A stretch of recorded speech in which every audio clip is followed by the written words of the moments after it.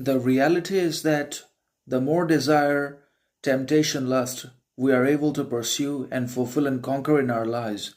we necessarily won't be able to liberate ourselves from their influences and tyrannies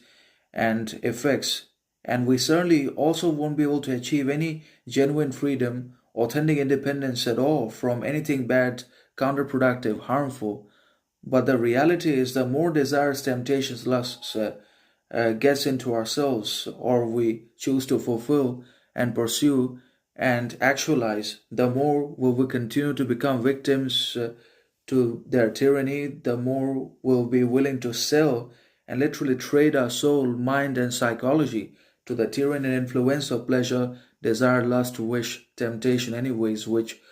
could and must have been controlled and moderated and disciplined by ourselves. But because we lack temperance, modesty, moderation, control, and also because we just don't have much self knowledge, self understanding, self control, and discipline ourselves, we are eventually overrun not only by the external authorities and outside slaveries and public demands, desires, expectations, consumerism, but also, most importantly, we are devoured by the unintegrated shadow and consumed by our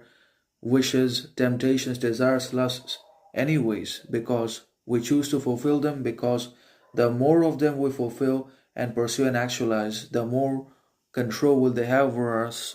in one way or another, the more will they definitely be able to control our mind, behavior, psychology, action, habit, the more we fulfill them, the more we want them. And that is the tyrannical influence of pleasure, of either eating and consuming and scrolling, or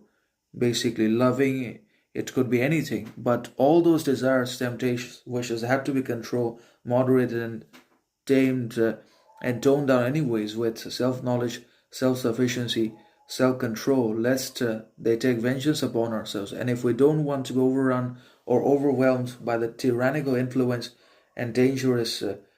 basically presence of desires, temptations, lusts, and wishes, then we have to achieve absolute control, modesty, moderation in ourselves, and then we'll automatically be able to control our wishes. So the reality is, if we can fulfill and possess half of our wishes, then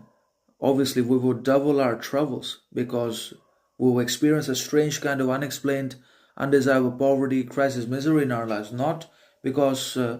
we don't have what we need or what is necessary, but because we just now want more desires, possessions, wealth, riches into our lives, because we're trapped, because we sold ourselves to the tyranny of pleasure, because now pleasures control us, and many other people.